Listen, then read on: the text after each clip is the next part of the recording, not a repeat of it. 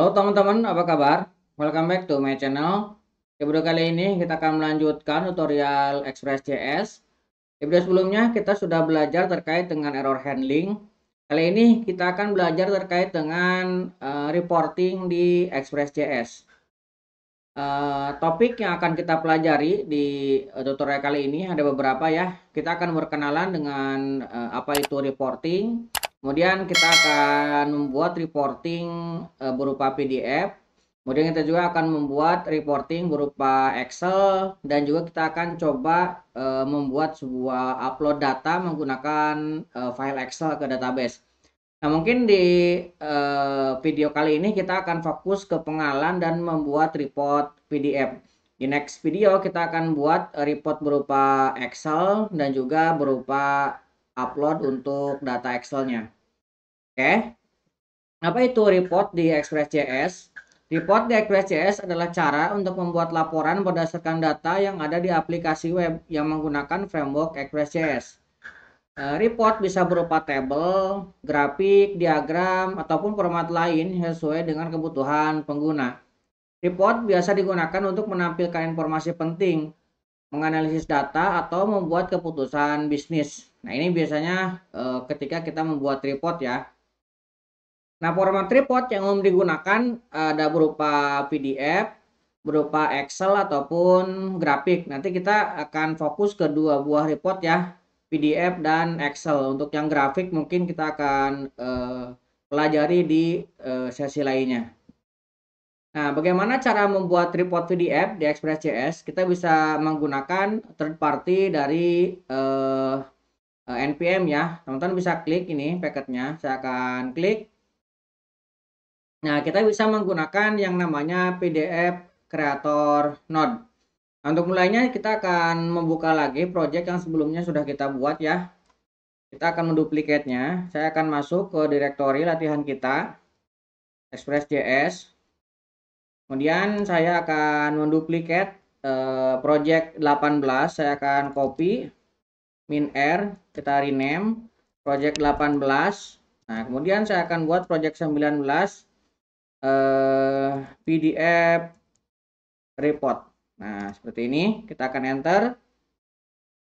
Oke, press copy sudah selesai. Kita akan masuk ke direktori 19 terkait dengan PDF report. Oke, kita akan membukanya dengan menggunakan Visual Studio Code. Oke, ini sudah terbuka project 19-nya ya. Oke, kita akan kecilkan dulu untuk yang terminalnya. Nah, kita akan menggunakan PDF Creator. Sebelum kita menginstalnya, kita coba cek dulu ya. Nah, di video sebelumnya kita sudah menginstal banyak sekali third party. Nah, kali ini kita akan tambahkan satu lagi untuk PDF. Kita tekan Ctrl Backtick untuk membuka terminalnya. Nah, kemudian kita akan buka ya. Ini kita tinggal copy karena kita akan membutuhkan di production, jadi kita bisa langsung ya npm i pdf creator. Kita bisa langsung paste ke sini. Ini copy pastenya bisa kalau misalnya tidak jalan, teman-teman bisa copy yang ini juga sama ya. Saya akan paste, kita enter. Oke, sudah terinstall. Walaupun ini sudah lama tidak diupdate, tapi ini cukup membantu juga. Teman-teman bisa lihat di sini kita sudah menginstal PDF Creator Node. Oke, kita akan kecilkan. Nah, sekarang kita akan coba membuat sebuah route-nya ya. Kita buka lagi. Di sini ada route. Kemudian di sini ada barang. Kita akan tambahkan untuk aksesnya. Kita pertama akan tambahkan di bawah insert ini. Kita akan tambahkan barang router. Kita gunakan metode get ya. Kita gunakan metode get, kemudian kita akan menampilkan report. Kemudian kita akan memanggil sebuah metode namanya show report. Nah, misalkan ini ya, kita akan buat untuk metodenya, ini belum ada.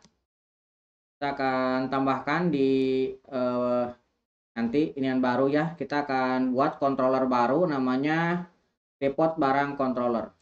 Ini kita klik kanan, new file, report barang controller.js. Oke, di sini di report barang kita akan import PDF. Kita akan ambil dari PDF creator,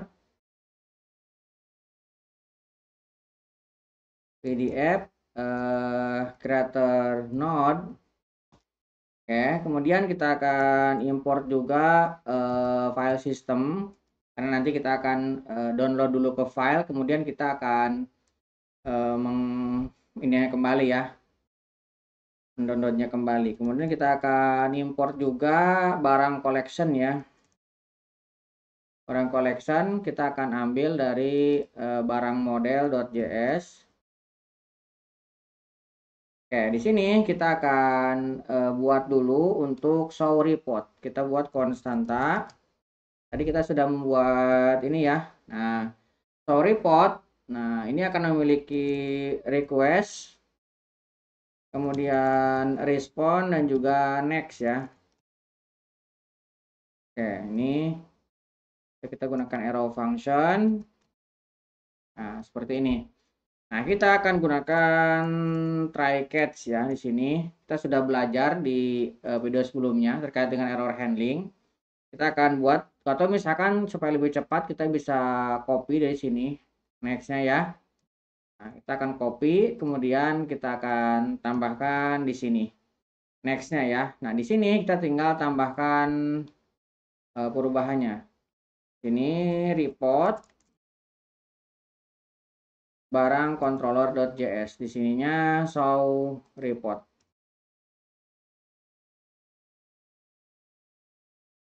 Show report. Nah, seperti ini. Nah, di bagian dalamnya kita akan coba untuk definisikan untuk menampilkannya ya. Kita akan buat sebuah konstanta data.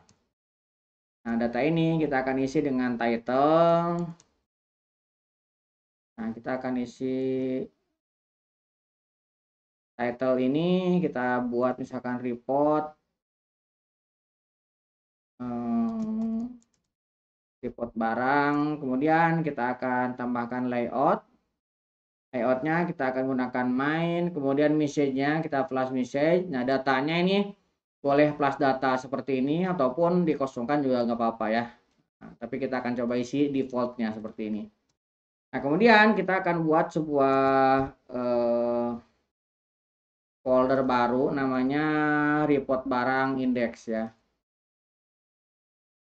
Report barang, kita akan ambil indeksnya, kemudian kita akan kirimkan datanya ke sini. Kita akan save. Nah, berarti kita harus membuat file baru di sini ya, di view. Nah, kita akan klik kanan, new file. Kita buat file baru .ejs. Nah, seperti ini ya. Report barang index.ejs. Nah, dalam index, nah ini untuk halaman awalnya kita akan coba buat kontainer dulu. Kita buat div kelasnya kontainer. Oke, kemudian kita akan buat div lagi header. Oke, kemudian dalam header kita akan buat heading 2. Misalkan report barang. Seperti ini ya. Nah, kemudian di bawahnya kita akan buat sebuah row. Kita akan buat div kelasnya row. Nah, di dalamnya kita akan buat sebuah form ya. Nah, form nanti dia actionnya ke barang, kemudian report ya. Kemudian di sini metodenya post. Nah, berarti kita harus mendefinisikan metode ini barang report. Kita tinggal menggunakan reportnya aja. Kita masuk lagi ke route. Tadi mana? Route barang route. Nah, di sini kita bisa menggunakan postnya ya. Barang router, kita gunakan metode post. Nah, kita tinggal menggunakan ini report ya. Nah, nanti ini akan memanggil sebuah metode. Metodenya nanti kita definisikan belakangan. Oke, kita buat dulu. Kita kembali lagi ke sini. Nah, di dalam form kita akan buat sebuah button untuk proses penarikannya ya.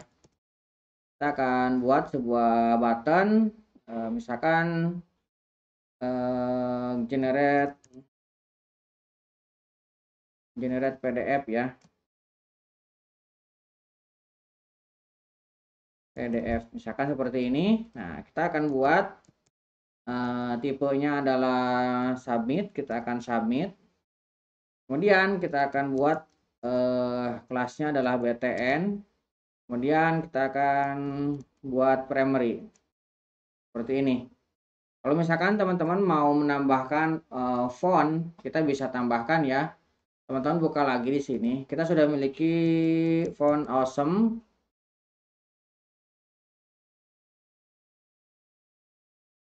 Nah, teman-teman bisa searching. Oke, di bagian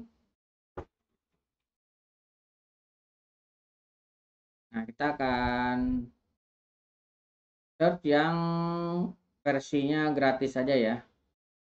Kita gunakan yang free. Kita akan cari PDF. Nah, di sini ada PDF. Teman-teman bisa copy. Ini kita copy dan kita tinggal tambahkan di sini, tambahkan spasi. Oke ya, ini untuk PDF-nya. Kemudian kita akan menambahkan untuk navigasinya. Di sini memiliki layout dan nav. Nah, kita akan tambahkan lagi satu di sini. Nah, kita akan ambil dari router yang tadi kita buat. Di sini ada report ya. Nah, berarti kita harus menambahkan nav di sini barang slash report. Nah, di sini kita akan cari tampilannya yang agak bagus ya. Kita coba tambahkan di sini grafik ya. Nah, kita akan ambil grafik. Oh. Nah, kita ambil ini aja ya. Chart nih. Kemudian kita akan copy dan kita bisa tambahkan di sini supaya tampilannya nanti agak bagusan ya.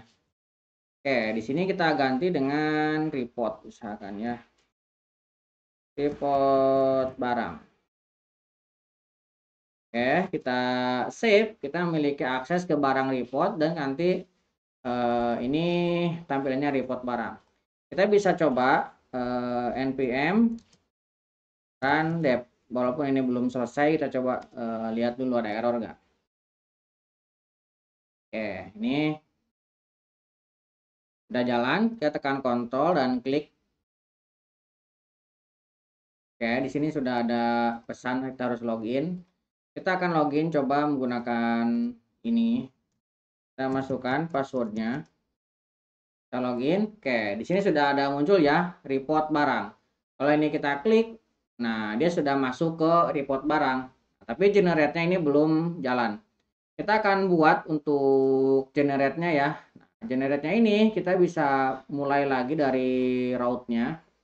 Kita barang router. Nah, di sini untuk post report-nya ini belum ada. Nah, post report-nya kita akan gunakan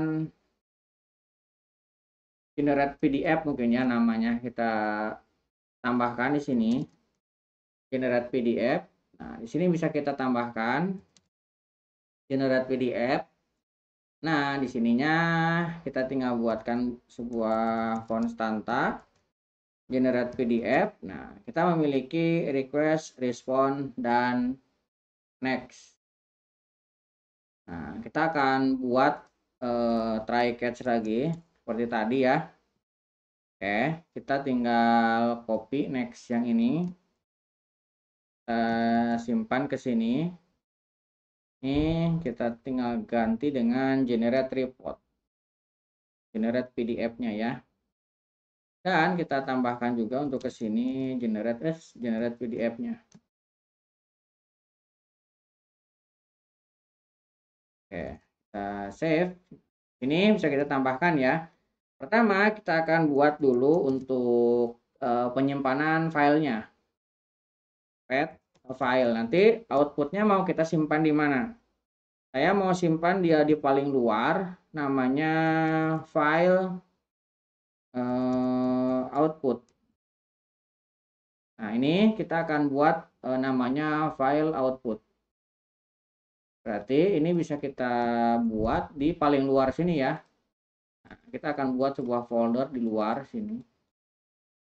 New folder, namanya ini file output. Nanti ini yang akan menampung PDF kita sebelum di-download. Kemudian saya akan buat lagi file name-nya. File name. Nah, file name saya akan buat output dulu ya. Output PDF namanya. Nanti bebas ya teman-teman, mau diganti yang lain juga boleh. Kemudian saya akan buat pulpet. Nah, pulpet ini antara pet file dengan pet file kita tambahkan dengan file name. Ini namanya pulpetnya. Oke, kemudian kita akan coba buat untuk template-nya. Kita akan buat, berarti di sini kita harus buat di dalam SRC satu buah folder untuk template.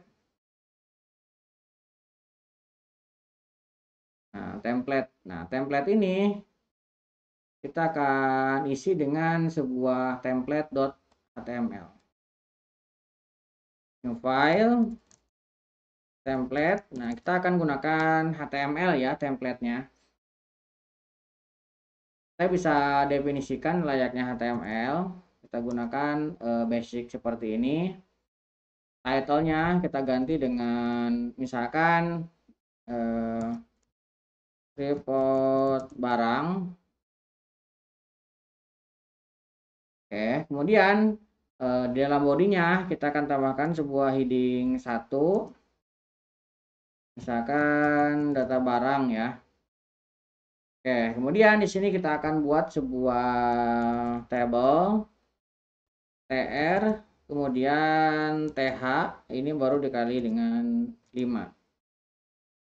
Nah, nanti jadi seperti ini. Kita akan isi ini number misalkan ya. Kemudian ini kita kasih nama barang.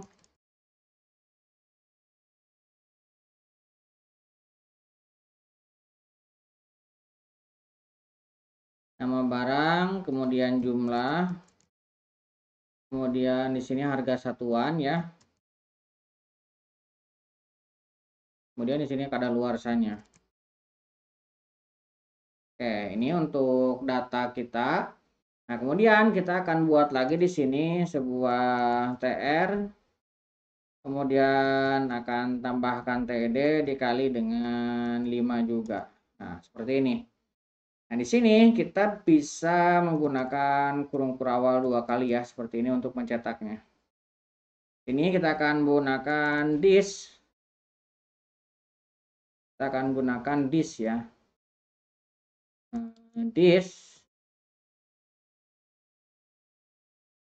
Disk dot number. Oke, ini bisa kita copy aja ya. Kita copy, kemudian kita paste. Ini kita ganti dengan nama barang. Kemudian ini juga kita paste. Ini kita ganti dengan jumlah. Kemudian kita paste lagi. Ini kita ganti dengan harga satuan. Kemudian ini kita paste lagi dan kita ganti dengan expired date. Oke, kita akan tambahkan di sini for each untuk perulangannya ya. Nah, perulangannya teman-teman bisa tambahkan di sini. Kemudian untuk tutup perulangannya kita taruh di bagian bawah sini. Nah, terkait dengan perulangan ini teman-teman bisa lihat di dokumentasinya ya, di sini ada teman-teman ini template kita menggunakan dari sini for each, ini and for each-nya. Kemudian untuk tampilannya, untuk menampilkannya kita bisa menggunakan disk seperti ini. Ini untuk template-nya. Nah, kita bisa save Nah, kemudian kita balik lagi ke sini. Nah, tadi ini belum kita save. Kemudian kita memiliki report controller. Nah, tadi controllernya kita akan read file ya di sini. Saya akan buat let HTML. HTML ini kita akan ambil dari file system. Kita akan menggunakan read file string. Kita akan ambil src. Kemudian kita gunakan template ya. Kita akan gunakan template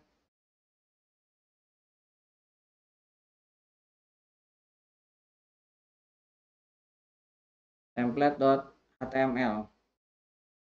Nah, ini kita akan ambil tipenya UTF-8. Oke ya, ini untuk templatenya kita ambil dari sini. Template, kemudian template.html. Oke, sekarang kita akan definisikan untuk dokumennya ya. Kita akan option. Nah, option ini kita definisikan sebagai objek. Pertama kita akan buat formatnya.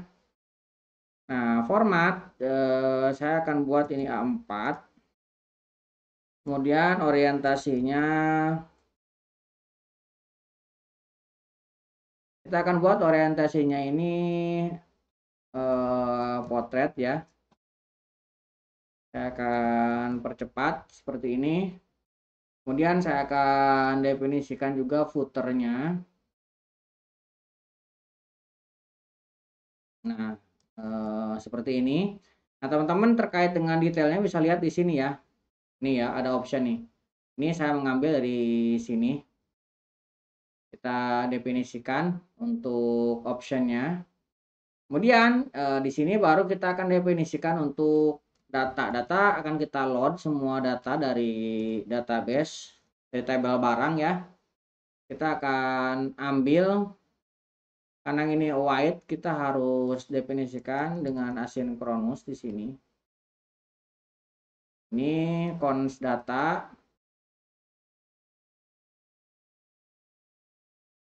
Nah, ini kita salah. Kita harus geser. Nah, ini di luar ya. Ini try catch dan ini adalah option. Ini tutup optionnya. Kita harus di luar dari option.